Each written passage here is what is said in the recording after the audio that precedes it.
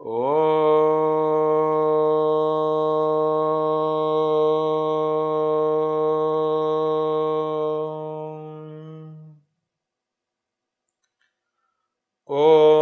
സഹനാവവതു സഹനൗ ഭുനക്തു സഹ വീര്യം കരവാവഹൈ തേജസ്വിനാവധീതമസ്തു മാ വിദ്വിഷാവഹൈ.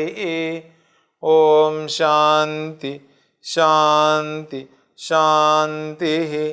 ഹരി ഓം. ശ്രീ ഗുരുഭ്യോ നമഃ. ഹരി ഓം. ഓം സമസ്തജനകല്യാണേ നിരതം കരുണാമയം നമാമി ചിന്മയം ദേവം സദ്ഗുരും ബ്രഹ്മവിദ്വരം. മൂകം കരോതി വാചാലം പങ്കും ലംഘയത്തെ ഗിരിം യത്കൃപാതമഹം വന്ദേ പരമാനന്ദമാധവം. പരമാനന്ദമാധവം.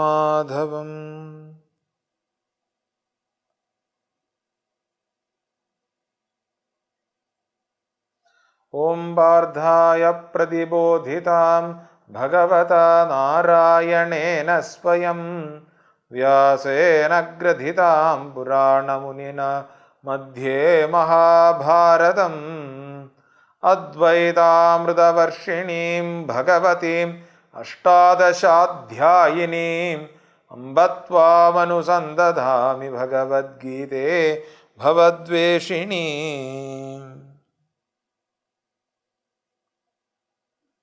ഹരി ഓം. ഏവർക്കും നമസ്കാരം. നമ്മൾ ഭഗവത്ഗീതയിൽ പല വിഷയങ്ങളാണ് കണ്ടുകൊണ്ടിരുന്നത്. വിഷയങ്ങളെല്ലാം ഭഗവത്ഗീതയായിട്ട് ബന്ധപ്പെട്ടിട്ടാണ്. അപ്പം നമ്മൾ എന്താ കണ്ടുകൊണ്ടിരുന്നത്? ഒന്നാമത്തെ അധ്യായം തുടങ്ങുന്നതിന് മുമ്പ് ഭഗവത്ഗീത എന്താണ്, എങ്ങനെയാണ് എന്നൊക്കെയുള്ള കാര്യങ്ങൾ കണ്ടു. അതിനുശേഷം ഒന്നാം അധ്യായത്തിൽ പല ആളുകളുടെ വിഷാദം, ദുഃഖത്തിലോട്ട് അവർ ചേരുന്നത് കണ്ടു. ദുഃഖത്തിനുള്ള കാരണത്തിനെ പറ്റിയൊക്കെ നമ്മൾ കണ്ടു. അതിനുശേഷം നമ്മൾ കണ്ടത് അർജുനൻ എങ്ങനെ വീണു എന്നുള്ളതാണ്. അർജുനൻ എങ്ങനെ കൊളാപ്സായി എന്നുള്ളത് നമ്മൾ കണ്ടു. എന്നിട്ട് അർജുനൻ ന്യായവാദങ്ങൾ ഉന്നയിക്കുന്നത് കണ്ടു. ഞാൻ എന്തുകൊണ്ട് ഇങ്ങനെ വീണു എന്നുള്ളതിനും എന്തൊക്കെ കാര്യങ്ങൾ നമ്മൾ എപ്പോഴും നമ്മൾ അങ്ങനെ ചെയ്യുമല്ലോ. നമ്മുടെ എന്തെങ്കിലും ഒരു വീക്ക്നെസ് ഉണ്ടെങ്കിലും അത് നമ്മൾ സമ്മതിച്ചു കൊടുക്കത്തില്ല. എന്നിട്ട് ഈ വീക്ക്നെസ്സിനെ നമ്മൾ എന്ത് ചെയ്യും? നമ്മൾ അതിനെ വളരെ ഗംഭീരമായിട്ട് ന്യായീകരിക്കാൻ ശ്രമിക്കും. ഇത് തന്നെ പാവം അർജുനൻ ചെയ്തു എന്നാണ്. അതിനുശേഷവും അർജുനന് കൃത്യമായിട്ട് ബോധ്യമുണ്ടായി, ഞാൻ ഈ പറയുന്നത് ശരിയല്ല എന്ന് അർജുനന് മനസ്സിലായി. അതുകൊണ്ടാണ് അർജുന ഗുരു ഉപസദനം ചെയ്യുന്നത് എന്നാണ്. അപ്പോൾ അതിന് ശരിയല്ല എന്ന് ബോധ്യമാക്കാൻ വേണ്ടിയിട്ട് ഭഗവാൻ 2-3 ഷോക്ക് നല്ല അടി കൊടുത്തായിരുന്നു എന്നാണ്. നമ്മൾ നെഗറ്റീവ് സ്ട്രോക്കിനെ പറ്റിയും പോസിറ്റീവ് സ്ട്രോക്കിനെ പറ്റിയൊക്കെ നമ്മൾ കണ്ടിട്ടുണ്ടായിരുന്നു. എന്നിട്ടോ ഇത് കഴിഞ്ഞിട്ട് അർജുനന് മനസ്സിലായി, അർജുനൻ ധർമ്മസമ്മൂഢചേതനാണ്. എന്താണ് ധർമ്മം എന്ന് അറിയാൻ മേലാതിരിക്കുന്ന അവസ്ഥയാണ്, അതിൽ മൂഢതയുണ്ട് എന്നെല്ലാം മനസ്സിലായിട്ട് എന്നെ രക്ഷിക്കണേ, എന്നെ നേരായ വഴിക്ക് നയിക്കണമേ എന്ന് പറഞ്ഞിട്ട് ഭഗവാന്റെ മുമ്പിൽ ശരണാഗതനായി എന്നാണ്. എന്നിട്ട് എന്ത് ചെയ്തു? ഭഗവാൻ ഭഗവത്ഗീത ഉപദേശിച്ചു. ഇത് നമ്മൾ കണ്ടു. സത്യത്തിൽ ഭഗവാന്റെ ഉപദേശം നമ്മൾ കണ്ടു തീർത്തു. എന്താ? ഭഗവാൻ പറഞ്ഞു ദുഃഖിക്കരുത് എന്ന് പറഞ്ഞു. ഇതാണ് ഭഗവാന്റെ ഉപദേശം. സത്യത്തിൽ ദുഃഖിക്കരുത്. പക്ഷേ നമ്മൾ മന്ദബുദ്ധികളാണല്ലോ, തെറ്റിദ്ധരിക്കരുതേ. നമ്മൾ ഏത് തരത്തിലെ മന്ദബുദ്ധിയെ പറ്റിയായി പറയുന്നതെന്ന്. കാര്യം യഥാർത്ഥത്തിൽ ഞാൻ ആത്മാവാണ്, ഞാൻ ദുഃഖിക്കേണ്ടവനല്ല എന്നറിയാത്തവരൊക്കെ മന്ദബുദ്ധി എന്നാണ് ആര് പറയുക? ആചാര്യന്മാർ പറയുക. ഓക്കെ, മൂഢമതേ എന്നൊക്കെയല്ലേ ശങ്കരാചാര്യസ്വാമികൾ വിളിച്ചിരിക്കുക. അപ്പോൾ നമ്മളെല്ലാം മൂഢന്മാരാണ് ബേസിക്കലി. അതുകൊണ്ടാണ് നമ്മൾ ഈ ദുഃഖത്തിൽ ഉഴറുന്നതും ചെറിയ ചെറിയ സന്തോഷങ്ങളിൽ ഭയങ്കരമായിട്ട് എക്സൈറ്റഡ് ആകുന്നതിൻ്റെയൊക്കെ കാര്യം എന്നാ? നമ്മൾ മൂഢന്മാരാണ്, മന്ദബുദ്ധികളായതുകൊണ്ടാണ്. അപ്പം ഭഗവാൻ എന്തു ചെയ്യും? മന്ദബുദ്ധികളല്ലാത്ത പണ്ഡിതന്മാർ എന്താണ് ചെയ്യുന്നത് എന്ന് കാണിച്ചു തരും നമുക്ക്. അതല്ലെങ്കിലോ യഥാർത്ഥത്തിൽ ബുദ്ധിയുള്ള ആൾക്കാരാണ് എങ്കിൽ ദുഃഖിക്കരുത് എന്ന് ഭഗവാൻ പറയുന്ന ആ ഒരൊറ്റ സ്റ്റേറ്റ്മെൻറ്റിൽ തന്നെ ദുഃഖമൊക്കെ നിർത്തി വീട്ടിൽ പോകാൻ. പക്ഷേ നമ്മൾ അത്രയ്ക്കുള്ളൊരു കീൻ സ്റ്റുഡൻ്റ് അല്ലാത്തത് കൊണ്ടും അത്രയും ഉയർന്ന തലത്തിൽ നമ്മൾ നിൽക്കാത്തത് കൊണ്ട് എന്താണ് ഭഗവാൻ വിശദീകരിക്കും. എന്ത് വിശദീകരിക്കും? പണ്ഡിതന്മാർ, ബുദ്ധിയുള്ള ആൾക്കാർ എന്തുകൊണ്ട് ദുഃഖിക്കുന്നില്ല എന്ന് വിശദീകരിക്കും. അതാണ് നമ്മൾ കഴിഞ്ഞ ഒരു 3-4 ക്ലാസ്സുകളായിട്ട് കണ്ടുകൊണ്ടിരുന്നത്. എന്തുകൊണ്ട് അവർ ദുഃഖിക്കുന്നില്ല? ഫസ്റ്റ് കാര്യം, ഇത് ഏറ്റവും അബ്സല്യൂട്ട് ട്രൂത്തിലാണ് ഭഗവാൻ സംസാരിക്കുക, അല്ലെങ്കിൽ ഏറ്റവും അബ്സല്യൂട്ട് സ്റ്റാൻഡ് പോയിന്റിലാണ് ഭഗവാൻ സംസാരിക്കുക. ഭഗവാൻ പറയും ആത്മാവ് നശിക്കുന്നില്ല. നീ പറയുന്ന കണക്ക് ഇതുവരെ ഇവരെല്ലാം നശിച്ചു പോകുന്നെല്ലാം പറയുന്നില്ല, അങ്ങനെ ഇല്ലടാ. എന്താണ്, ഇതുവരെ ആത്മാവ് ഇല്ലാതിരുന്നിട്ടില്ല, ഇനി ഇല്ലാതാവുകയും ഇല്ല. അതുകൊണ്ട് എന്താണ്, നീ ദുഃഖിക്കേണ്ട കാര്യമില്ല. ഇത് പണ്ഡിതന്മാർക്കറിയാം. നീ ആത്മാവാണ്, നിനക്ക് നാശമില്ല എന്ന് മനസ്സിലായാൽ പിന്നെ നീ ദുഃഖിക്കില്ല എന്ന് മനസ്സിലാക്കുന്നതാണ്. ഓക്കെ, ഇതൊക്കെ പറയാൻ ഭയങ്കര കൊള്ളാം. ഇങ്ങനെ പറയുന്ന ആൾക്കാർ നമ്മൾ ആ ഒരു തലത്തിലേക്ക് എത്താത്തത് കൊണ്ടാണ്. നമ്മളെല്ലാം സാധാരണക്കാരാണ്, നമ്മൾ ഓരോരുത്തരും പടിപടിയായിട്ട് ഉയരണം.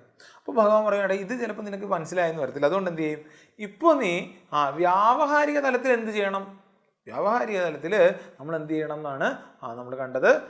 എങ്ങനെയാണ്, ജീവിതം അനുഭവങ്ങളുടെ ഒരു ഒഴുക്കാണ്, അല്ലേ, സീരീസ് ഓഫ് എക്സ്പീരിയൻസ് ആണ് ജീവിതം. ഇത് സുഖമായിക്കോട്ടെ ദുഃഖമായിക്കോട്ടെ ഇത് വന്നും പോയും ഇരിക്കുന്നതാണ്. ഇത് വന്നും പോയി ഇരിക്കുന്നതാണെന്നുള്ള ബോധ്യം ഉണ്ടെങ്കിൽ എന്ത് ചെയ്യുക, അത് വരുന്നതിനെ ഏറ്റവും സന്തോഷത്തോടുകൂടി സ്വീകരിക്കുക. എന്നിട്ടോ അതിനെ നേരിട്ടുകൊണ്ട് ജീവിക്കുക. ആ തിദിക്ഷയോടുകൂടി ജീവിക്കുക. തിദിക്ഷ കിട്ടിക്കഴിഞ്ഞാൽ നിനക്ക് എന്താ ഗുണം കിട്ടുക, തിദിക്ഷ നമ്മളെ അമൃതത്വത്തിലേക്ക് നയിക്കും. ഈ തിദിക്ഷ ഉണ്ടാകാൻ എന്ത് വേണം, തിദിക്ഷ ഉണ്ടാകാൻ വേണ്ടിയിട്ട് നമ്മൾ സത്യം എന്താണ് എന്ന് ബോധ്യപ്പെടണം. ശരിയേത് തെറ്റേത് എന്നുള്ള വിവേകം ഉണ്ടാകുമ്പോൾ അതെൻ്റെ ഉള്ളിൽ തിദിക്ഷ ഉണ്ടാക്കും. അതെങ്ങനെ നമ്മൾ കഴിഞ്ഞ പ്രാവശ്യം കണ്ടായിരുന്നു. എന്താണ്, ഈ കാര്യങ്ങളൊക്കെ നശിച്ചു പോകുന്ന കാര്യങ്ങളാണ് എങ്കിൽ അത് എന്നെ ബാധിക്കില്ല എന്ന് മനസ്സിലാക്കും. ഒന്നുകൂടെ പറയൂ. നമ്മളിപ്പോൾ ചില കാര്യങ്ങളെ അങ്ങ് വളരെ സീരിയസ് ആയിട്ട് എടുക്കുന്നതിൻ്റെ കാര്യം എന്താണെന്നറിയോ, ഇതെല്ലാ കാലവും ഉണ്ടായിരിക്കുമെന്ന് വിചാരിച്ചിട്ടാ. നേരെ മറിച്ച് ഇതിക്ക് ഇത്രേ ഉള്ളൂ എന്ന് പറഞ്ഞാലോ, നമ്മൾ സ്വപ്നം കണ്ടിട്ട് നമ്മൾ പേടിച്ച് കരയാറുണ്ടോ? നമ്മൾ കരയാറില്ല, കൊച്ചുകുട്ടികൾ ചിലപ്പോൾ കരയും ഇല്ലേ? അല്ലല്ല സ്വാമി ഞങ്ങളും കരയുമെന്ന് ചില ആൾക്കാർ പറയും, ഞാൻ സ്വപ്നം ഇങ്ങനെ കണ്ടു, അത് ശരിയാവും. ഇല്ല, അത് സ്വപ്നമല്ലേ. അപ്പം സ്വപ്നത്തിന് നമ്മൾ അത്രയ്ക്കുള്ള ഒരു വില കൊടുക്കാൻ പാടുള്ളൂ. അതേപോലെ ഈ ലോകം ഇത്രയേ ഉള്ളൂ എന്ന് മനസ്സിലാകുന്ന സമയത്ത് അതെങ്ങനെ മനസ്സിലാകുക, ആത്മാനാത്മ വിവേകത്തിൽ കൂടെ, നിത്യ അനിത്യ വസ്തു വിവേകത്തിൽ കൂടെ മനസ്സിലാകുന്ന സമയത്ത് ഈ ലോകം നമ്മളിലേക്ക് തരുന്ന ദുഃഖങ്ങളായിക്കോട്ടെ സുഖങ്ങളായിക്കോട്ടെ അതിനെ നമുക്ക് വേറെ ഷെയ്ഡുകളൊന്നും ഇല്ലാതെ എന്ത് ചെയ്യാൻ പറ്റും, നമുക്ക് സ്വീകരിക്കാൻ പറ്റും. അപ്പോൾ ഈ വിവേകമാണ് നമ്മുടെ ഉള്ളിൽ തിദിക്ഷയെ കൊണ്ടുവരിക. ആ തിദിക്ഷ ഉണ്ടാകുന്ന സമയത്ത് എന്താണ്, എനിക്ക് അമൃതത്വത്തിലേക്ക് ഉയരാൻ പറ്റും എന്ന് നമ്മൾ കണ്ടു. ഇതാണ് നമ്മൾ ഇതുവരെ കണ്ട ക്ലാസ്സിനെയൊക്കെ കൂടെ ഒന്ന് റീക്യാപ്പ് ചെയ്ത് സമ്മറൈസ് ചെയ്ത് വെച്ചത്. ഓക്കെ, എന്നിട്ടോ ഭഗവാന് മനസ്സിലായി. എന്നിട്ട് ഭഗവാൻ അടുത്ത സ്ഥലങ്ങളിൽ എന്ത് പറയും, ആത്മാവിൻ്റെ വേറെ പല പല പല പല പല പല ക്യാരക്ടറിസ്റ്റിക്സും കാര്യങ്ങളൊക്കെ പറഞ്ഞു പോകുമെങ്കിലും ഏറ്റവും അവസാനം ഭഗവാന് മനസ്സിലാവും. ഭഗവാന് തുടങ്ങുമ്പോൾ തന്നെ അറിയാം എന്താണ്, അർജുനന് ഇത് പറഞ്ഞാൽ ചിലപ്പോൾ സെറ്റാകില്ല. അർജുനൻ്റെ തലത്തിലേക്ക് ഭഗവാൻ ഇറങ്ങി വരും. നമ്മൾ ആലോചിച്ച് നോക്കണേ, നമ്മൾ ഓരോരുത്തരും ഇവിടെ ഇരിക്കുന്ന ആൾക്കാർ, വീഡിയോ ഓൺ ചെയ്തിരിക്കുന്ന ആൾക്കാരും ഓഫ് ചെയ്തിരിക്കുന്ന ആൾക്കാരും ആലോചിച്ച് നോക്കണം. വീഡിയോ ഓൺ ചെയ്തിരിക്കുന്ന ആൾക്കാർക്ക് ഇങ്ങനെ തലകുലുക്കി തരാവേ, വേണമെങ്കിൽ ഇങ്ങനെ ഇതാ, ഇങ്ങനെയൊക്കെ നിങ്ങൾ അംഗീകരിക്കുന്നുണ്ടെങ്കിൽ ഇങ്ങനെയും, ഇല്ല എങ്കിൽ ഇങ്ങനെയൊക്കെ കാണിക്കും. നമ്മൾ ഈ ഒരു അവസ്ഥയിൽ നിൽക്കുകയാണ് എങ്കിൽ, ഏതവസ്ഥയിൽ, അർജുനൻ്റെ ഭാഗത്തല്ല, ശ്രീകൃഷ്ണനായിക്കൊണ്ട് നമ്മൾ നിൽക്കുകയാണെങ്കിൽ, അല്ലെങ്കിൽ ഒരു ഉപദേശം കൊടുക്കേണ്ട അവസ്ഥയിൽ നിൽക്കുകയാണെങ്കിൽ നമ്മൾ എന്തായിരിക്കും പറയാൻ പോവുക? നമ്മൾ ഏറ്റവും അബ്സല്യൂട്ട് ആയിട്ടുള്ള ട്രൂത്ത് ആയിരിക്കും കൊടുക്കാൻ പോവുക. അവനെ കൊണ്ട് അപ്പം പണിയെടുപ്പിക്കേണ്ട കാര്യമായിരിക്കും ചെയ്യാൻ പോകുന്നത് നമ്മൾ ആലോചിക്കണം.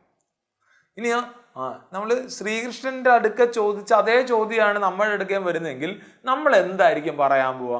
അർജുനൻ പറയാണ് ഞാൻ യുദ്ധം ചെയ്യുന്നില്ല എന്ന് ചോദിക്കുമ്പോഴത്തേക്കും നമ്മൾ എന്തായിരിക്കും പറയാൻ പോകുന്നത്? എടാ നാണമില്ലടാ, നിന്നെ അവന്മാർ ഇത്ര ദ്രോഹിച്ചിട്ട് നിനക്ക് 2 എണ്ണം കൊടുക്കാൻ തോന്നുന്നില്ലേ എന്നായിരിക്കും ചിലപ്പോൾ നമ്മൾ പറയുക. നമ്മൾ ആ ലെവലിലായിരിക്കും. ഭഗവാൻ പക്ഷെ അങ്ങനെയല്ലേ ചെയ്താ, ഭഗവാൻ എന്താ ആദ്യം അബ്സല്യൂട്ട് ട്രൂത്ത് പറഞ്ഞു. എന്നിട്ടോ ഭഗവാൻ അർജുനനെ കൊണ്ട് അർജുനൻ്റെ ധർമ്മം ചെയ്യിക്കണം. കാര്യം ഞാൻ ധർമ്മം ചെയ്താൽ മാത്രമേ, എന്തുകൊണ്ടാണെന്നുള്ളത് നമ്മൾ ഇനി കർമ്മയോഗം പഠിക്കുന്ന സമയത്ത് നമ്മളത് വിശദമായിട്ട് കാണുന്നതുകൊണ്ട് ഞാൻ ഇവിടെ വിശദീകരിക്കില്ല. എങ്കിൽ കൂടെ എന്താണ്, ഞാൻ എൻ്റെ ധർമ്മം ചെയ്യുമ്പോഴാണ് ഞാൻ ആധ്യാത്മികമായിട്ടും ഉയരുക. അതുകൊണ്ട് എന്താ, ഭഗവാൻ അർജുനനെ കൊണ്ട് എന്തൊക്കെയാണെങ്കിലും അർജുനനെ കൊണ്ട് യുദ്ധം ചെയ്യിപ്പിക്കും. അർജുനനെ കൊണ്ട് യുദ്ധം ചെയ്യിപ്പിക്കുന്ന വേറൊന്നും കാരണം കൊണ്ടല്ല, അർജുനൻ്റെ ധർമ്മം യുദ്ധമായതുകൊണ്ടാണേ, തെറ്റിദ്ധരിക്കരുത്. ഇവിടെ ഒരു ടീച്ചറാണ് ഇരിക്കുന്നതെങ്കിൽ ആ ടീച്ചറിനെ കൊണ്ട് ടീച്ചറെ നമുക്ക് ഇടിയുണ്ടാക്കാൻ പോകാം എന്ന് പറയത്തില്ല. ടീച്ചറിനെ കൊണ്ട് പഠിക്കാൻ പോകാം, പഠിപ്പിക്കാൻ പോകാം എന്നേ പറയത്തുള്ളൂ. ഇവിടെ അർജുനൻ ഒരു ക്ഷത്രിയനായതുകൊണ്ട് ഇനിയുള്ള 1-2 ശ്ലോകങ്ങൾ എന്താണ്? ധർമ്മ ഉപദേശമാണ്. ഓക്കെ, അപ്പം അബ്സല്യൂട്ട് സ്റ്റാൻഡ് പോയിന്റിൽ നിന്ന് താഴോട്ട് പതുക്കെ പതുക്കെ ഇറങ്ങി അർജുനന് മനസ്സിലാകുന്നിടത്തും അർജുനൻ ചെയ്യേണ്ടതായിട്ടുള്ള കാര്യത്തിനെ പറയുകയാണ്. ഇനി 1-2 ശ്ലോകങ്ങളിൽ കൂടെ നമ്മളത് കാണും. അപ്പോൾ പ്രധാനമായിട്ട് നമ്മൾ 31-ാമത്തെ ശ്ലോകം എടുത്തു കഴിഞ്ഞാൽ അത് സ്വധർമ്മത്തെ നോക്കിയിട്ടാണെങ്കിലും അർജുന നീ എന്ത് ചെയ്യണം? കർമ്മം ചെയ്യണം എന്നാണ് പറയുക. നീ സ്വധർമ്മത്തിനെ നോക്കിയിട്ടാണെങ്കിലും, കാര്യം എന്താണ്? സ്വധർമ്മമവിചാവേക്ഷ്യ നവികമ്പിതുമർഹസി ധർമാധിദ്യശ്രേയോന്യത് ക്ഷത്രിയസ്യ ന വിദ്യതേ. എന്താണ്? സ്വധർമ്മം അവേക്ഷ്യാപിച്ച, സ്വധർമ്മത്തിനെ നോക്കിയിട്ടാണെങ്കിലും വികമ്പിതും ന അർഹസി, നീ പതറാൻ പാടില്ല. ഞാനത് പതറിപ്പോയി എന്നെല്ലാം പറയുന്നില്ലേ? ഇല്ല, നീ പതറാൻ പാടില്ല. കാര്യം എന്നാ? എന്തെന്നാൽ ക്ഷത്രിയന് ധർമ്മയുദ്ധത്തെക്കാൾ ശ്രേയസ്കരമായി മറ്റൊന്നില്ല. ജയിക്കുകയോ തോക്കുകയോ എന്നുള്ളത് രണ്ടാമത്തെ കാര്യം. പക്ഷേ ക്ഷത്രിയന് ധർമ്മയുദ്ധത്തിനേക്കാൾ ശ്രേയസ്കരമായിട്ട് വേറൊന്നുമില്ല. അർജുനന് ചില തെറ്റിദ്ധാരണകളുണ്ട് ഇവിടെ. നമ്മൾ 1-ാം അധ്യായത്തിനെ പറ്റി കണ്ട സമയത്ത് ആ കോണ്ടെക്സ്റ്റ് അർജുനൻ മിസ്സായതിനെ പറ്റി നമ്മൾ കണ്ടു. എന്തായിരുന്നു? ഓർക്കുന്നുണ്ടോ? എന്താ അർജുനൻ ശത്രുക്കളെ അല്ല ഓപ്പോസിറ്റ് കാണുക, ബന്ധുജനങ്ങളെയാണ് കാണുന്നത്. അല്ലല്ലടാ, സത്യത്തിൽ എന്താ? നീ ധർമ്മത്തിന്റെ സൈഡാണ് നിൽക്കുന്നത്. നീ അധർമ്മികൾക്കെതിരെയാണ് യുദ്ധം ചെയ്യേണ്ടത്. ഇത് നിന്റെ ധർമ്മമാണ്. എന്ത്? അധർമ്മികൾക്കെതിരെ യുദ്ധം ചെയ്യുക എന്നുള്ളത് ഒരു ക്ഷത്രിയന്റെ ധർമ്മമാണ്. അതിനേക്കാൾ മികച്ചത്, അതിനേക്കാൾ ശ്രേയസ്കരമായിട്ടുള്ളത് വേറെ ഇല്ല എന്ന് മനസ്സിലാക്കുന്നു. ക്ഷത്രിയന്റെ ഏറ്റവും ഉയർന്ന ധർമ്മമാണെന്ത്? ധർമ്മയുദ്ധം. ഒരു ടീച്ചറിന്റെ ഏറ്റവും വലിയ ധർമ്മം എന്താണ്? പഠിപ്പിക്കാൻ പോവുക എന്നുള്ളതാണ്. ഞാനിപ്പോൾ തമാശയ്ക്ക് പിള്ളേർക്ക് ക്ലാസ് എടുക്കുന്ന സമയത്ത് ഇടയ്ക്ക് പറയും, മാണിക്കക്കല്ല് എന്ന് പറഞ്ഞൊരു സിനിമ കണ്ടിട്ടുണ്ടോ? കണ്ടിട്ടുണ്ട്. പൃഥ്വിരാജൊക്കെ അഭിനയിച്ചിട്ടുള്ള. അതിൻ്റെ അകത്ത് പൃഥ്വിരാജിന് കിട്ടിയ ഏറ്റവും ബെസ്റ്റ് ചാൻസ് ആണ് എന്താ? ഒട്ടും വികസിതമല്ലാത്തൊരു സ്കൂൾ കിട്ടിയെന്നുള്ളത്. അല്ലെങ്കിൽ ആ ഒരു സാറിന് വിനയചന്ദ്രൻ മാഷ, അങ്ങനെ കണ്ട അയാളുടെ പേര് അതിൻ്റെ അത്. ഓക്കെ, കാര്യം എന്നാ? അപ്പോൾ ആ കുട്ടികളെ എല്ലാവർക്കും ഒരു ലക്ഷ്യം കൊടുത്ത് അവരെ വിജയിപ്പിക്കാൻ പറ്റുന്ന രീതിയിൽ മോട്ടിവേറ്റ് ചെയ്ത് കൃത്യമായിട്ട് പഠിപ്പിക്കാൻ പറ്റുക എന്നുള്ളത് ഇയാൾക്ക് കിട്ടിയ ഒരു ഭാഗ്യമാണ് എന്നാണ്.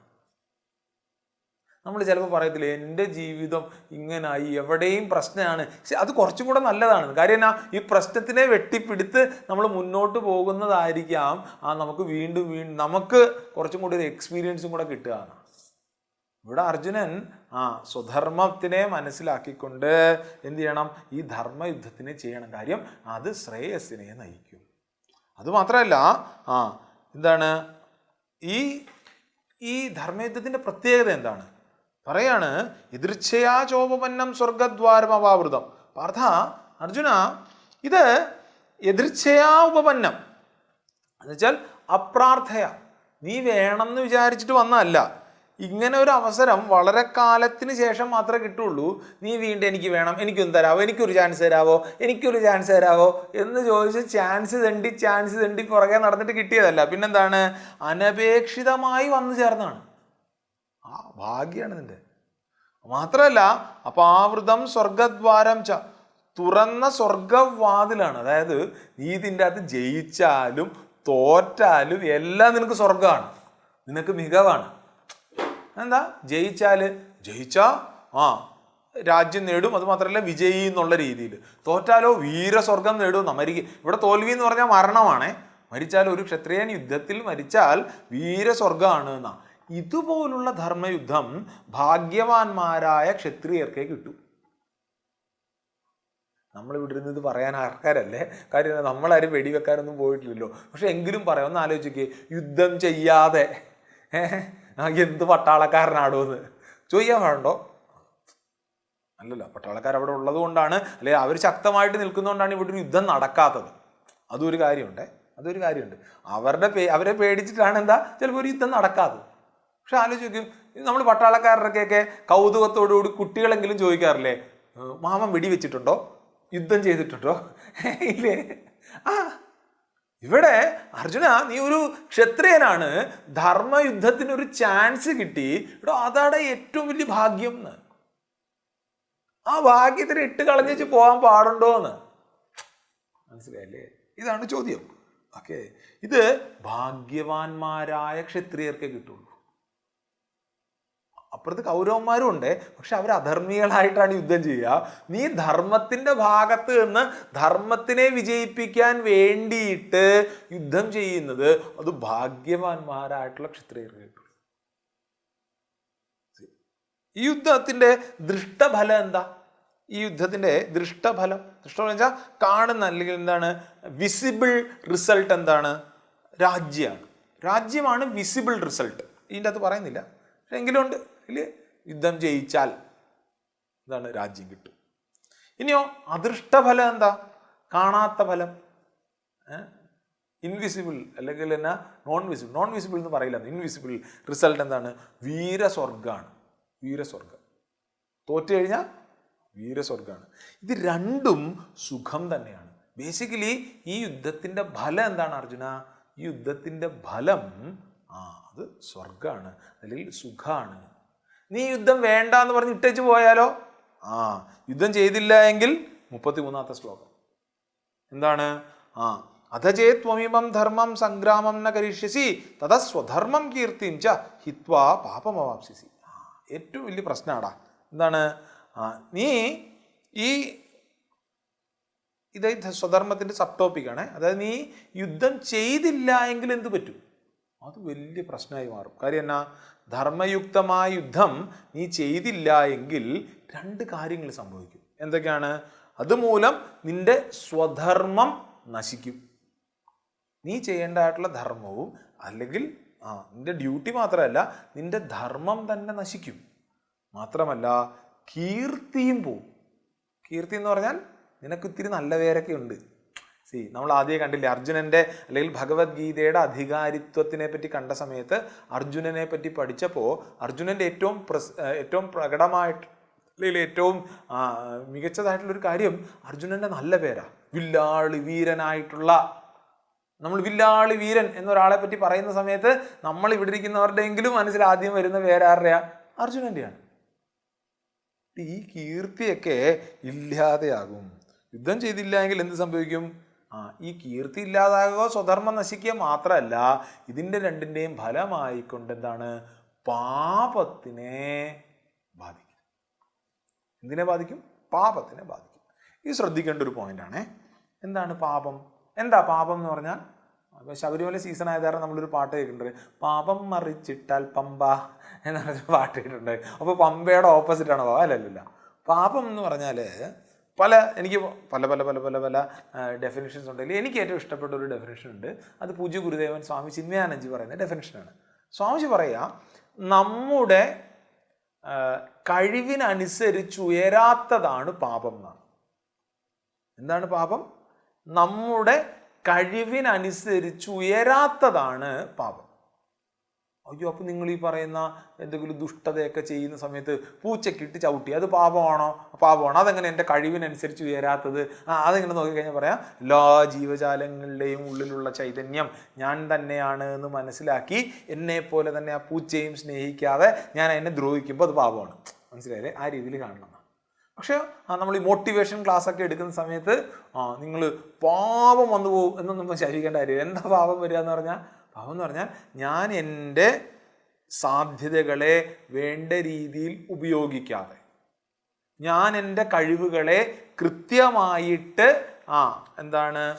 അതിനെ ഉപയോഗിക്കാതെ അതിനെ പാഴാക്കി കളയുന്നതിനെയാണ് പാപം എന്ന് പറയുക. ഇവിടെ 2 കാര്യങ്ങൾ സംഭവിക്കും. എന്താണ്? സ്വധർമ്മം നശിക്കും, കീർത്തി നശിക്കും. പക്ഷെ അതിനേക്കാൾ ഉപരി നിനക്ക് പാപത്തിന് ഇനി സമ്പാദിക്കും. നിനക്ക് നല്ല ഫലം ഇനി വരില്ല. അർജുന, നീ നിന്റെ കഴിവിനനുസരിച്ച് ഉയരുന്നില്ല. അതുകൊണ്ട് തന്നെ നിന്നിൽ പാപത്തിനെ നീ ബാധിക്കും. ഓക്കെ, സ്വധർമ്മം മനസ്സിലായി, ക്ഷത്രിയന്റെ ധർമ്മമാണ് യുദ്ധം. കീർത്തി, അർജുനനാണ് ഏറ്റവും കീർത്തിമാനാണ് എന്നാ. അർജുനന് പല മനുഷ്യർക്കും കിട്ടാത്തതായിട്ടുള്ള വലിയ വലിയ വലിയ വലിയ വലിയ വലിയ കാര്യങ്ങളൊക്കെ കിട്ടിയിട്ടുണ്ടായിരുന്നു. എന്ത്? അവാർഡൊന്നുമല്ല കേട്ടോ. പിന്നെന്താ? നിവാചക വചന്മാരെന്ന് പറയുന്ന അസുരന്മാരെ കണ്ടാണ്. അവരെ കൊല്ലാൻ പോയ സമയത്ത്, അവരെ വധിക്കുന്ന സമയത്ത് ഇന്ദ്രനെ സഹായിക്കാൻ പോയിട്ടുണ്ടായിരുന്നു അർജുനൻ. ആ സമയത്ത് സ്വന്തം മകനാണെങ്കിൽ കൂടിയും ആ ഒരു മനുഷ്യനെ, അർജുനനെ ഇന്ദ്രൻ കൂടെ സിംഹാസനത്തിൽ ഇരുത്തി എന്നാണ്. ഇത്രയും കീർത്തി എന്നാലോചിച്ച് നോക്കൂ. ഇത് ഇന്ദ്രന്റെ കൂടെ അർജുനന് ഇരിക്കാൻ പറ്റിയെന്നാണ്. നമ്മൾ ചില ആൾക്കാരൊക്കെ ചില ഫോട്ടോ ഒക്കെ ഇടുന്ന കണ്ടിട്ടില്ലേ, പ്രധാനമന്ത്രിയുടെയും അല്ലെങ്കിൽ എന്നാണ് മുഖ്യമന്ത്രിയുടെയും, അല്ലെങ്കിൽ ചിലപ്പോൾ പഞ്ചായത്ത് പ്രസിഡന്റ് ഒക്കെ ആയിരിക്കും. അതുവഴി പോകുമ്പോൾ അതിൻ്റെ സൈഡിൽ നിന്നിട്ട് ഇവർ സെൽഫി എടുക്കും. പഞ്ചായത്ത് പ്രസിഡന്റ് അപ്പുറത്തോട്ട് നോക്കി നിൽക്കുകയായിരിക്കും, ഇവർ ഇപ്പുറത്ത് നിന്ന് സെൽഫി എടുത്തിട്ട് ഫോട്ടോ ഇടും. എന്നിട്ട് കണ്ടാ എന്നിട്ട് ഫേസ്ബുക്കിൽ ഇടും. അപ്പോൾ എല്ലാവരും പൊളി കൊള്ളാം എന്നെല്ലാം പറഞ്ഞ് കമൻറ്റ് ഇടും. പഞ്ചായത്ത് പ്രസിഡന്റ് സൈഡിൽ അയാൾ പോലും നിൽക്കുന്നില്ല, അയാൾ പോലും അറിയാത്ത സമയത്ത് സൈഡിൽ പോയി സെൽഫി എടുത്തിട്ട് ഇടുന്നതിന് കഥ ഇതാണെങ്കിൽ, ഇന്ദ്രൻ അനുമോദിച്ച് വിളിച്ച് അടുത്തിരിക്കുകയാണെങ്കിൽ എന്തായിരിക്കും കീർത്തി? ആലോചിച്ച് നോക്കൂ. ഇതൊക്കെ വെറുതെ ആകും അർജുന. ഇന്ദ്രന്റെ കൂടെ ഇരുത്തിയിട്ടുണ്ട്, പക്ഷെ എന്താ, ഇന്ദ്രൻ മോനായതുകൊണ്ട് പിടിച്ചിരുത്തിയതാണ്, അല്ലാതെ അയാളിൽ ഇതൊന്നും കണ്ടിട്ടൊന്നും അല്ലാന്ന്. അർജുന ഇപ്പൊ എന്താ, അവൻ ഓടിപ്പോയില്ലേ? ആലോചിച്ച് നോക്കൂ. അതല്ലെങ്കിലോ ശിവൻ സന്തോഷിച്ച് പാശുപതാസ്ത്രം കൊടുത്തു. ഭഗവാൻ പരമശിവനോട് ഇഞ്ചോടിഞ്ചു പോരാടിയെന്ന് കഥ അറിയാമല്ലോ, കഥ വിശദീകരിക്കുന്നില്ല. ഭഗവാൻ പരമശിവനോട് ഇഞ്ചോടിഞ്ചു പോരാടിയിട്ട് ഏറ്റവും അവസാനം ഭഗവാൻ സന്തോഷത്തോടു കൂടി പാശുപതാസ്ത്രം കൊടുത്തു. കിട്ടേണ്ടത് കിട്ടി. അർജുനൻ ആഗ്രഹിച്ചു പോയത് ഭഗവാൻ നൽകി. അത് ഇനി ആൾക്കാർ കഥ അടിച്ചിറക്കും. നമ്മൾ കാണുക ഇനി വരുന്ന ശ്ലോകങ്ങളിൽ അത് കാണും. അർജുന കീർത്തി നശിക്കും. അതല്ലെങ്കിലോ ഒറ്റയ്ക്ക് കൗരവരെ തോൽപ്പിച്ചു.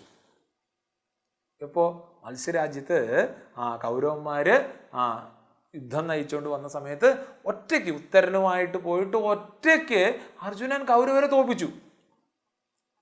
ഇനി ഇത് നമ്മൾ പറയുകയാണെങ്കിൽ അർജുൻ ഇപ്പൊ യുദ്ധം ചെയ്യാതെ ഞാൻ പണ്ട് കൗരവരെ ഒറ്റയ്ക്ക് തോൽപ്പിച്ചതാ, ഭഗവാനുമായിട്ട് ഞാൻ എന്താണ് ഇത് ചെയ്താണ്, യുദ്ധം ചെയ്താണ്, ആരാണ് നമ്മുടെ ഇന്ദ്രൻ എന്നെ ഒരുമിച്ച് ഞങ്ങൾ സിംഹാസനത്തിൽ ഇരുത്താണെന്ന് പറഞ്ഞു കഴിഞ്ഞാൽ കൊച്ചു പിള്ളേർ അല്ലെങ്കിൽ കൊച്ചുമക്കൾ പറയും തള്ളാണേ തള്ളു തള്ളേ തള്ളേ എന്ന് പറയുന്നത്.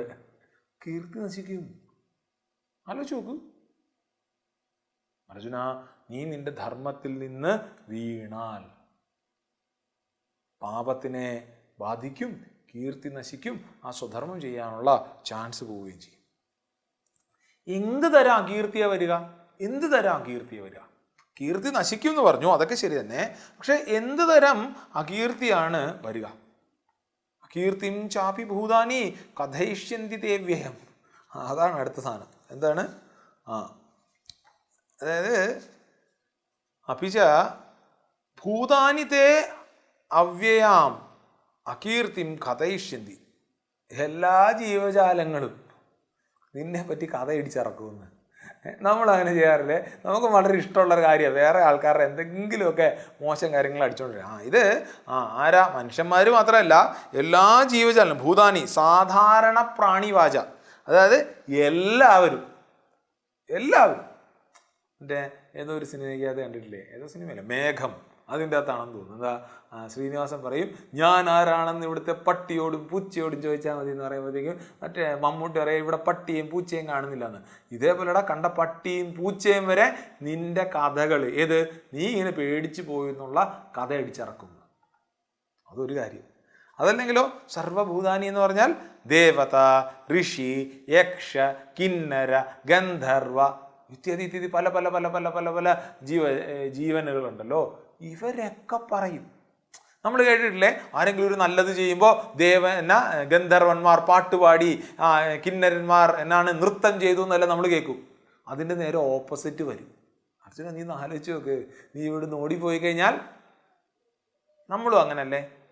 നമ്മൾ ചെയ്യേണ്ട ഒരു കാര്യം ചെയ്യുന്നില്ല എന്ന് വെക്കുക, ചെയ്യേണ്ട ഒരു കാര്യം നമ്മൾ ചെയ്യുന്നില്ല എന്ന് വെക്കുക. ഇതേ കാര്യങ്ങളൊക്കെ നമ്മുടെ ജീവിതത്തിൽ വരുവേ, നമ്മുടെ ജീവിതത്തിൽ വരും. പിന്നെയോ കഥയിഷ്യന്തി, ഫ്യൂച്ചറാണ്. എന്താണ്? ഫ്യൂച്ചർ ടെൻസിലാണ്. എന്താണ്? ഇവര് നിന്നെ പറ്റി കഥ അടിച്ചിറക്കിക്കൊണ്ടേയിരിക്കും. അർജുൻ ഈ പറഞ്ഞിട്ടൊന്നും ഒരു കാര്യമില്ല. എന്താണ്? സ്വധർമ്മത്തെ ത്യജിച്ചവനാണ്, പേടിച്ചോടിയവനാണ്, നീ കരുണ കാട്ടിയിട്ടാണ് യുദ്ധം ചെയ്യാതിരിക്കുന്നതെന്ന് ആരും പറയത്തില്ല. അർജുന നീ ഓർക്കൂ, സംഭാവിതസ്യ, ഇതാണ് ഏറ്റവും പ്രധാന കാര്യം. എന്താണ് സംഭാവിതസ്യ? സംഭാവിതസ്യ എന്ന് പറഞ്ഞാൽ ബഹുമാനിതന്. അർജുന നീ ബഹുമാനിതനാണ്. അകീർത്തി മരണാതതിരിച്ചത്, മരണത്തെക്കാൾ കവിഞ്ഞതാണ്. എടാ ആൾക്കാർ ബഹുമാനിക്കുന്ന ആൾക്ക്, അല്ലെങ്കിൽ ആ ബഹുമാന്യന് കുറച്ച് സെൽഫ് റെസ്പെക്റ്റ് ഒക്കെ ഉള്ള ആൾക്ക് എന്താണ് അപകീർത്തി എന്ന് പറയുന്നത് മരണത്തിനേക്കാൾ വലുതാണ്. നമ്മൾ പറയത്തില്ല, എന്തെങ്കിലുമൊക്കെ പിള്ളേരൊക്കെ എന്തെങ്കിലുമൊക്കെ കാണിച്ചിട്ട് എന്തെങ്കിലുമൊക്കെ പ്രശ്നം ഉണ്ടാകുന്ന സമയത്ത് ഇതിനേക്കാളും ഭേദം എന്നെ അങ്ങ് കൊന്നാ പോരായിരുന്നോ എന്നൊക്കെ ചില അമ്മമാരൊക്കെ അടിക്കും. കാര്യം അമ്മാതിരി എന്തെങ്കിലും തോന്നിയാസൊക്കെ പിള്ളേർ കാണിക്കുകയും എൻ്റെ തൊലി ഉരിഞ്ഞു പോയി എന്നെല്ലാം ചില സ്റ്റേറ്റ്മെൻറ്റുകളൊക്കെ നമ്മൾ അടിക്കാറുണ്ട്. അപകീർത്തി മരണത്തിനേക്കാൾ വരണമാണ്. മരണദുഃഖം കുറച്ച് കഴിയുമ്പോൾ പോവും. നേരെ മറിച്ച് ചീത്ത പേര് കാലാകാലം വിങ്ങലായിട്ട് നിൽക്കും എന്നുള്ളതാണ് പറയാം. ഇത് നമ്മൾ ഈ കാണുന്നത്, ഇപ്പോൾ കണ്ടുകൊണ്ടിരിക്കുന്ന അർജുനനെ ഇൻസ്റ്റിഗേറ്റ് ചെയ്തിട്ട് ഇത് ശരിയാണോ തെറ്റാണോ എന്നുള്ള അഭിപ്രായം പിടിച്ചോണ്ട് വരരുത്. അങ്ങനല്ല, നമ്മൾ ചീത്തപ്പേരിനാണോ വില കൽപ്പിക്കേണ്ടത്, ശരിക്കാണോ വില കൽപ്പിക്കേണ്ടതെന്ന് പറഞ്ഞുകൊണ്ട് വരണ്ട. കാര്യം ഇപ്പം ഈ എന്താ കൊലയാ ഉള്ളത്, ദുരഭിമാന കൊലയൊക്കെ നടക്കുന്ന സമയത്ത് ഇത് അഭിമാനമാണോ ദുരഭിമാനമാണോ എന്നെല്ലാം പിടിച്ചോണ്ട് വരും. അല്ലല്ല, ഇത് അർജുനനെ യുദ്ധം ചെയ്യിപ്പിക്കാൻ വേണ്ടിയിട്ട് ഭഗവാൻ പോയിന്റുകൾ മുന്നോട്ട് വെക്കുന്നതാണെന്ന് ഓർത്തണം. ഭഗവാന്റെ പോയിന്റ്, കൃത്യമായിട്ടുള്ള പോയിന്റ് ആദ്യമേ പറഞ്ഞിട്ടുണ്ട്. എന്താ? ആത്മാവിന് നാശമില്ല പറഞ്ഞിട്ടുണ്ട്. സ്വധർമ്മത്തിൽ നീയെ ചെയ്യണം. ഇനി പറയുന്ന കാര്യം എന്താണ്? നമ്മൾ പറയത്തില്ലേ ചൊറിയുന്ന്, അല്ലെങ്കിൽ ഇങ്ങനെ തിരുക്കും എന്നല്ല നമ്മൾ പറയത്തില്ലേ നാടൻ ഭാഷയിൽ. അത് ചെയ്തുകൊണ്ടിരിക്കുക. കാര്യം എന്നാ? അർജുനൻ യുദ്ധം ചെയ്യണം. പറയാണ് അർജുന, അഭിമാനിതന് സംഭാവിതസ്യ, അയാൾക്ക് എന്താണ് ഈ മരണത്തിനേക്കാൾ പ്രശ്നമാണെന്ത്? അപകീർത്തി. ഇനിയോ എന്തൊക്കെ സംഭവിക്കാം? ഭയാദ്രണാദുപരതം മത്സ്യന്തേ ത്വാം മഹാരഥാഹ യേഷാം ചത്വം ബഹുമതോ ഭൂത്വാ യാസ്യസി ലാഘവം. ഭഗവാൻ അടുത്ത ലെവലിലേക്ക് വരിക. നമ്മളിത് നമ്മൾ ചെയ്യും. എന്താണെന്നറിയോ? എടാ നീ ഭയം കൊണ്ടാണ് യുദ്ധത്തിൽ നിന്ന് പിന്മാറിയതെന്ന് മഹാരഥന്മാർ വിചാരിക്കും. നിന്നെ ഇഷ്ടപ്പെടുന്ന ആൾക്കാരില്ലേ, ഇതിനെപ്പറ്റി ഇത്തിരി ബോധമുള്ള ആൾക്കാരില്ലേ, അവർ വിചാരിക്കുക എന്താണ്? നീ പേടിച്ചിട്ടാണ് യുദ്ധത്തിൽ നിന്ന് മാറിയതെന്ന്. ആർക്ക് നീ ബഹുമതനായി ഭവിച്ചിരുന്നുവോ അവരുടെ ദൃഷ്ടിയിൽ നീ ഇപ്പോൾ നിസ്സാരനായി തീരും. നമ്മളിത് പറയാറില്ല ചില സമയത്ത്. എടാ മക്കളെ നീ ഇങ്ങനെ കാണിക്കരുതടാ, നിന്നോടുള്ള ഇഷ്ടം കൂടെ പോവടാ, നീ വെറുതെ മണ്ടനാകാൻ നിൽക്കാതെടാ എന്നല്ല നമ്മൾ ചിലപ്പോൾ പറയാറില്ലേ. കൂട്ടുകാരെല്ലാം കൊണ്ട് എടാ അവളുടെ പുറകെ ഇങ്ങനെ വെറുതെ പോകണ്ട, കുറേ പ്രാവശ്യം പോയി ചോദിച്ചു കഴിഞ്ഞാൽ അവൾ ഉള്ള വിലയും കൂടെ പോവടാ എന്നെല്ലാം ചിലപ്പോൾ ഉപദേശമൊക്കെ കിട്ടും. ഇവിടെ മഹാരഥന്മാർ, ഇവിടെ മഹാരഥൻ ആരായിരിക്കാം? എല്ലാവരും മഹാരഥന്മാരാണെങ്കിലും അർജുനന് പെട്ടെന്ന് ക്യാച്ച് ചെയ്യാൻ പറ്റുക ഭീഷ്മരെയും ദ്രോണരെയൊക്കെയാണ്. അവരെയാണ് അർജുനന് ഏറ്റവും ഇഷ്ടം. അവർ അർജുനനെ പറ്റി നല്ലത് പറയണം എന്നാണ് അർജുനന് ഏറ്റവും ആഗ്രഹവും. ഭഗവാൻ അതും കൂടെ ഓർത്തിട്ടാണ് പറയുക, ഭീഷ്മൻ ദ്രോണരൊക്കെ അവരെന്ത് വിചാരിക്കും? നിനക്ക് അവരെ കൊല്ലാൻ പേടിച്ചിട്ടാണ്, അല്ലെങ്കിൽ അവരോട് യുദ്ധം ചെയ്യാൻ മടിച്ചിട്ടാണ് നീ ഓടിപ്പോയെന്ന് പറയാം. അല്ല നിനക്ക് കരുണയുണ്ടായിട്ടാണെന്നൊന്നും അവർ പറയില്ല. ദ്രോണർ തന്നെ വിചാരിക്കും, ഈശ്വര ഞാൻ ഇവനെ ആണോ ഈ പഠിപ്പിച്ചത് എന്ന്, എൻ്റെ ബെസ്റ്റ് സ്റ്റുഡൻ്റ് ആണെന്ന് ഞാൻ വിചാരിച്ചുകൊണ്ടിരുന്നത് ഈ നമ്മൾ പറയത്തില്ല മോഴ എന്നല്ല ഇങ്ങനത്തെ ഒരുത്തനെ ആണോ എന്ന്. ആലോചിച്ച് നോക്കടാ, നിന്നെ ബഹുമാനിച്ചിരുന്ന ആളുകൾ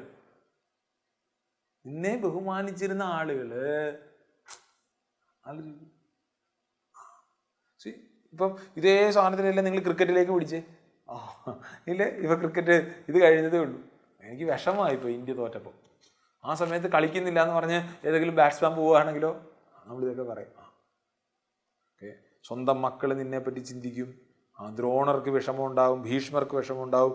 ആരാണോ നിന്നെയൊക്കെ ബഹുമാനത്തോടു കൂടി സ്മരിച്ചിരുന്നത് അവർ. ഇനിയോ അടുത്തത് ഏറ്റവും വലിയ മറ്റേ തീക്കകത്ത് വെള്ളമല്ലല്ലോ ഈ നെയ്യ് ഒഴിക്കുക അല്ലെങ്കിൽ പെട്രോൾ ഒഴിക്കുക എന്ന് പറയുന്ന കണക്ക് 36-ാമത്തെ ശ്ലോകത്തിൽ പറയും. എന്തു പറയും? അവാച്യവാദാംശ ബഹൂൻ വദിഷ്യന്തി തവാഹിതാഹ നിന്ദസ്തവ സാമർഥ്യം തതോ യുദ്ധതരം നുകിം. നിന്റെ ശത്രുക്കൾ നിന്റെ കഴിവിനെ നിന്ദിച്ചുകൊണ്ട് പറയാൻ കൊള്ളരുതാത്ത പലത് പറയുകയും ചെയ്യും. അതിലേറെ ദുഃഖം എന്താണുള്ളത്? ഇതാണ് ശരിക്കും തിരിക്ക്. നമ്മൾ സത്യം പറഞ്ഞ് ഇവിടുന്നായിരിക്കും തുടങ്ങുന്നത്. എനിക്ക് യുദ്ധം ചെയ്യണ്ട എന്ന് അർജുനൻ പറഞ്ഞാൽ നമ്മൾ പറയടാ ആ ദുര്യോധനെ ഓർത്തിട്ടെങ്കിലും നീ യുദ്ധം ചെയ്യടാ എന്ന് പറയും. നമ്മൾ അവിടുന്നായിരിക്കും തുടങ്ങുക. ഭഗവാൻ നേരെ തിരിച്ചാണ് തുടങ്ങിയെന്ന് വ്യത്യാസമുള്ളൂ. എന്താണ് അഹിതാഹ? അഹിതാഹ എന്ന് പറഞ്ഞാൽ ശത്രുക്കള് അവര് നിന്നെ അപഹസിക്കും. അവരെന്ത് ചെയ്യും? നിന്നെ അപഹസിക്കും. ബന്ധു ആരാണ്? നാം വീഴുമ്പോൾ നമ്മോടൊപ്പം നിൽക്കുന്നവർ, അല്ലെങ്കിൽ നമുക്കെതിരെ തിരിയാത്ത ആൾക്കാരാണ് ബന്ധു. ശത്രുക്കൾ ആരാണ്? നമുക്കെതിരെ തിരിയുന്ന ആൾക്കാർ. അവര് നിന്നെ പറ്റി കഥ അടിച്ചിറക്കും. എന്താണ്? നിനക്ക് കിട്ടിയതൊക്കെ എന്താണ്?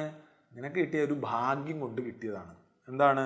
ഏകലവ്യൻ നല്ലൊരാളായിരുന്നു ഏകലവ്യൻ. നമ്മളിപ്പോഴും ഈ കഥ പറയാറില്ലേ, ഏകലവ്യൻ്റെ കഥ?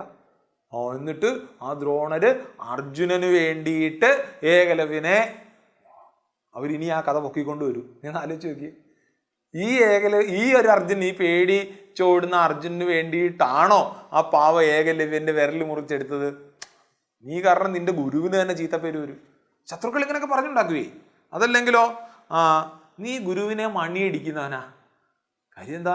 ആ ഗുരു നിനക്ക് മാത്രമാണ് കുറേ കാര്യങ്ങളൊക്കെ പറഞ്ഞത്. അപ്പം ഈ നമ്മൾ പറയാറില്ലേ, ചില പിള്ളേരുണ്ട് ക്ലാസ്സിൽ പെറ്റാണ്, ടീച്ചർക്ക് പെറ്റാണ്, ഇവന്മാരുള്ള മണിയടിയാണ്, ക്ലാസ്സിലെ കാര്യങ്ങളൊക്കെ ചോർത്തി കൊണ്ടു കൊടുക്കുന്നവന്മാരുണ്ട്.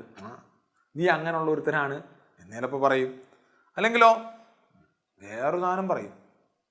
കർണനുണ്ടല്ലോ സത്യത്തിൽ പാഞ്ചാലിയെ കെട്ടേണ്ടതാ. ആ കഥയൊക്കെ അറിയാലോ. പാഞ്ചാലി പറയും വേണ്ടെന്നെ. കാര്യം എന്നാ? അർജുനന് വേണം എന്നെല്ലാം പാഞ്ചാലിക്ക് ഒരു ആഗ്രഹം ഉണ്ടായിരുന്നു എന്നെല്ലാം ഉണ്ടായിരുന്നു എന്നാ. ഇത് കർണനെ അപമാനിച്ചു വിട്ടത്. എൻ്റെ സത്യം പറഞ്ഞാൽ നീയൊന്നും അല്ലടാ, അത് സത്യത്തിൽ കർണൻ കല്യാണം കഴിക്കും. അതൊരു സാധനം പറയും. മനസ്സിലല്ലേ? ഇത് ഞാൻ പറഞ്ഞുണ്ടാക്കിയേക്കുന്നല്ലേ. ആചാര്യന്മാർ സാധാരണ ഈ ഉദാഹരണങ്ങളൊക്കെയാണ് ഇതിനുണ്ടാക്കുന്നത്. ഇല്ലെങ്കിൽ എവിടുന്ന സുധീർ ജൈനിക്ക് ഇത് കിട്ടിയെന്ന് പറയരുത്. ഇല്ലില്ല. സാധാരണ ആചാര്യന്മാർ ഈ ഒരു കാര്യത്തിനെ വിവരിക്കുന്ന സമയത്ത് ഈ ഉദാഹരണങ്ങളെല്ലാം എടുത്ത് നിന്റെ ശത്രുക്കൾ ഇങ്ങനെ ചൊരണ്ടും അല്ലെങ്കിൽ നിന്നെ ചൊറിഞ്ഞോണ്ടേ ഇരിക്കും. ഇതൊക്കെ കേൾക്കണം എൻ്റെ അർജുനൻ്റെ ധർമ്മം ചെയ്യാൻ വേണ്ടിയിട്ട് ഭഗവാൻ പ്രേരിപ്പിക്കുകയാണ് പല രീതിയിൽ, പല ആംഗിളുകളിൽ. മനസ്സിലായില്ലേ? എന്നിട്ടോ യുദ്ധത്തിൻ്റെ ഗുണം പറയും. ഈ യുദ്ധം ചെയ്താലുള്ള ഗുണം അതെന്താണ്? 37ാമത്തെ ശ്ലോകത്തിൽ ഹതോവാ പ്രാപ്സ്യസി സ്വർഗം ജിത്വാ വാ ഭോക്ഷ്യസേ മഹീം തസ്മാത് ഉത്തിഷ്ഠ കൗന്തേയ യുദ്ധായ കൃത നിശ്ചയ. അതഃ വാ, യുദ്ധത്തിൽ കൊല്ലപ്പെട്ടാൽ സ്വർഗം പ്രാപ്സ്യസി, നിനക്ക് ആരോ ഒരാൾ ഇതിൻ്റെ അകത്ത് പ്രസൻറ്റ് ചെയ്യുന്നുണ്ടെന്ന് തോന്നുന്നു. ആ സ്ക്രീൻ ഒന്ന് ഓഫാക്കിയാൽ നന്നായി. ഓക്കെ. സ്വർഗം പ്രാപ്സ്യസി, നിനക്ക് സ്വർഗത്തിനെ പ്രാപിക്കാം. അതായത് നീ യുദ്ധത്തിൽ മരിച്ചാൽ നിനക്ക് സ്വർഗത്തിനെ പ്രാപിക്കാം. ജിത്വാവ, ജയിക്കുകയാണെങ്കിൽ മഹീം ഭോക്ഷ്യസേ, ഭൂമിയെ അനുഭവിക്കുകയും ചെയ്യാം.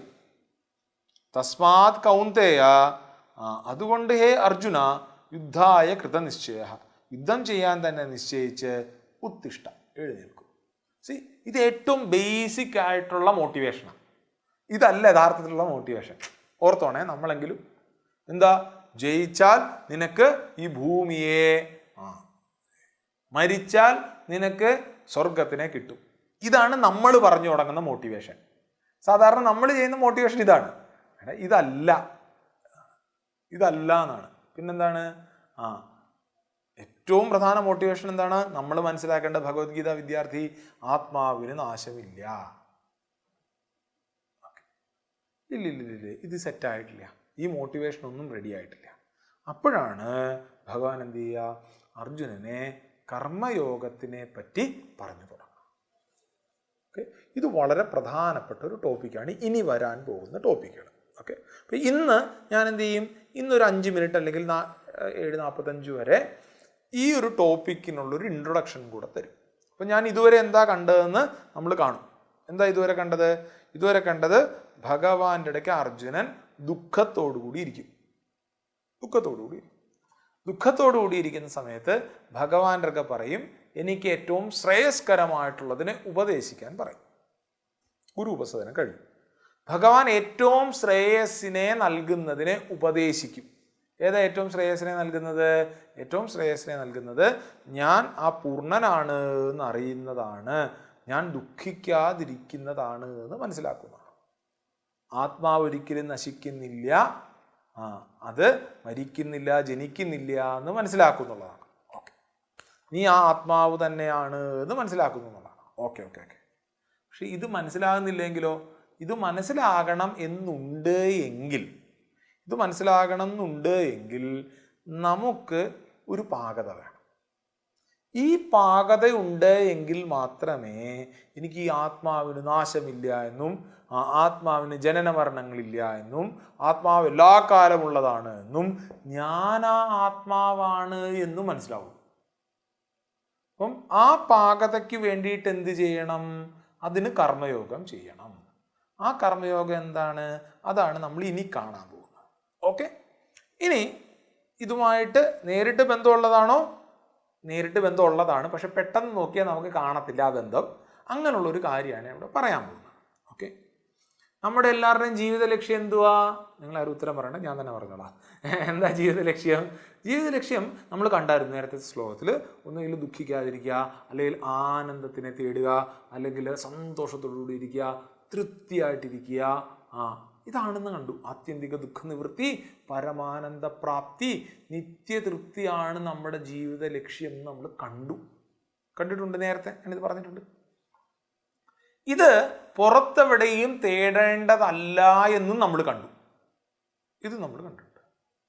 ഇത് എന്നിൽ നിന്ന് മറയ്ക്കുന്നത്, സത്യത്തിൽ ഞാൻ ആ ആനന്ദസ്വരൂപിയാണ് എന്നുള്ള സത്യം എന്നിൽ നിന്ന് മറയ്ക്കുന്നത്, അല്ലെങ്കിൽ എനിക്ക് മറവുണ്ടാകുന്നത് 3 കാര്യങ്ങൾ കൊണ്ടാണ്, 3 ദോഷങ്ങൾ കാരണമാണ് എന്നാണ്.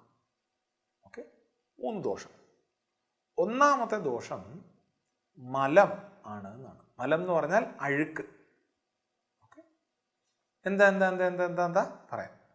ഉദാഹരണം പറഞ്ഞാൽ എൻ്റെ ഒരു മാല, ഓക്കെ, സ്വർണ്ണമാല, ഇത് എന്താണ്, ഒരു കുളത്തിലേക്ക് ആരെങ്കിലും വലിച്ചെറിഞ്ഞു.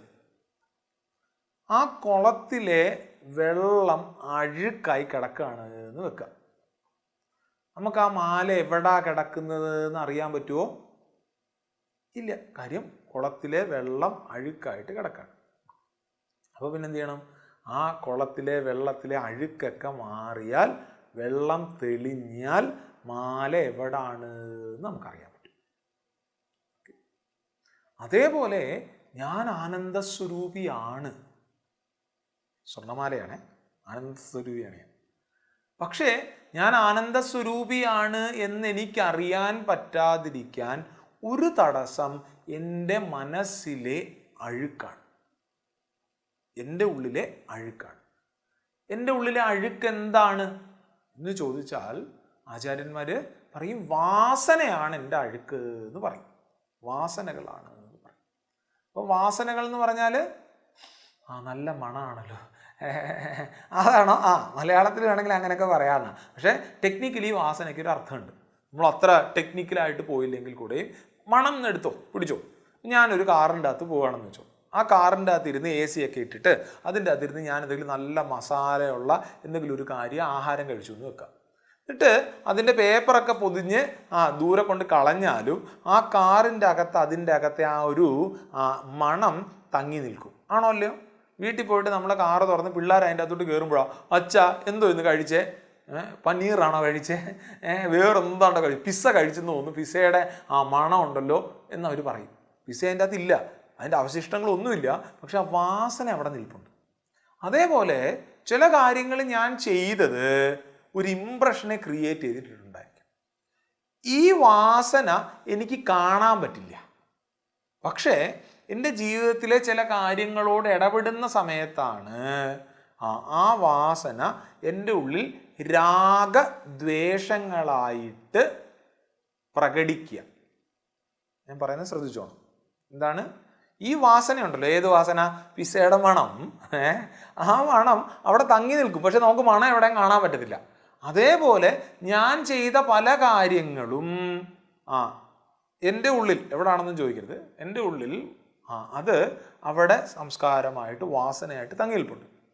ഇത് ചില സമയത്ത് നമുക്കിത് കാണാൻ പറ്റില്ല എങ്കിലും ഇത് രാഗദ്വേഷങ്ങളായിട്ട് പ്രകടീഭൂതമാകും. എങ്ങനെയാണ്?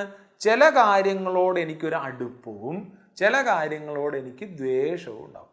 ഇപ്പോൾ ഇവിടെ ഒരു 10-20 പേരുണ്ടെന്ന് വെച്ചു. ഈ വന്നിരിക്കുന്ന ആളുകൾക്കെല്ലാവർക്കും ഒരു സത്സംഗ വാസന ഉള്ളത് കൊണ്ടാണ് നിങ്ങൾക്ക് ആ ലിങ്ക് കിട്ടിയ സമയത്ത് ഒന്ന് കയറി നോക്കാമല്ലോ എന്ന് തോന്നിയത്. സത്സംഗത്തിനോട് ദ്വേഷമാണെങ്കിലോ ലിങ്ക് കിട്ടിയ ഞങ്ങൾ ഇന്നും ലിങ്ക് അയച്ചിട്ടുണ്ട് എന്ന് പറഞ്ഞിട്ട് കയറായിരിക്കും. മനസ്സിലായില്ലേ? അപ്പോൾ എന്താ, ഈ ഒരു വാസനയാണ് നമുക്ക് രാഗത്തിനെയും ദ്വേഷത്തിനെയും നൽകുന്നതാകാം. അല്ലെങ്കിൽ രാഗദ്വേഷങ്ങളിൽ കൂടെ നമുക്ക് നമ്മുടെ വാസനയെ കണ്ടെത്താം. ഇനിയോ ഈ രാഗദ്വേഷത്തിനെ ഒരു പടിയും കൂടെ താഴോട്ട് ഇറങ്ങി നോക്കിയാലോ, സത്യം പറഞ്ഞ ഈ രാഗദ്വേഷങ്ങൾ നമ്മുടെ സ്വാർത്ഥതയാണ്. സ്വാർത്ഥത, എൻ്റേത്. ഈ രാഗദ്വേഷങ്ങൾ കട്ടിയാകുമ്പോഴാണ് സ്വാർത്ഥതയായിട്ട് നിൽക്കുന്നത്. അപ്പം ഈ വാസന എനിക്ക് കാണാൻ പറ്റില്ല, രാഗദ്വേഷങ്ങൾ ഉണ്ടെങ്കിലും സ്വാർത്ഥതയാണ് ഈ രാഗദ്വേഷങ്ങളുടെ മൂലം. പിടിച്ചു, നമ്മുടെ മനസ്സിൻ്റെ അഴുക്ക് ഈ സ്വാർത്ഥതയാണ്. എന്താണ് ഞാൻ പറഞ്ഞത്? വളരെ പ്രധാനപ്പെട്ട പോയിന്റാണ്. പ്രത്യേകിച്ച് ഭഗവത്ഗീത പഠിക്കുന്ന വിദ്യാർത്ഥികളെല്ലാവരും വീണ്ടും വീണ്ടും നമ്മൾ ഓർത്തിരിക്കേണ്ട ഒരു പോയിന്റ് ഇതാണ്. രാഗദ്വേഷങ്ങൾ അല്ലെങ്കിൽ നമ്മുടെ മനസ്സിൻ്റെ അഴുക്ക് സ്വാർത്ഥതയാണ്. ഈ സ്വാർത്ഥതയുണ്ട് എങ്കിൽ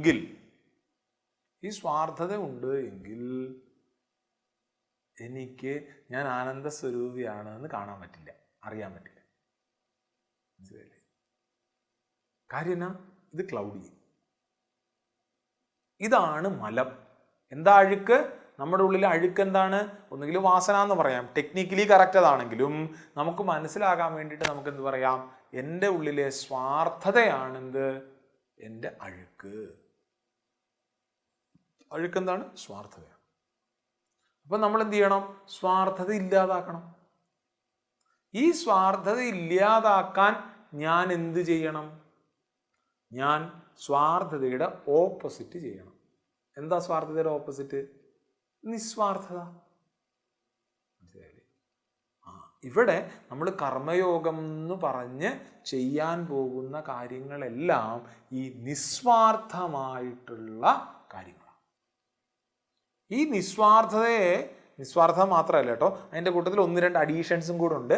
ഈ അഡീഷൻസ് എല്ലാം കൂടെ ചേർന്നിട്ടാണ് എന്ത് കർമ്മയോഗമായിട്ട് ആചാര്യന്മാർ പറയുക.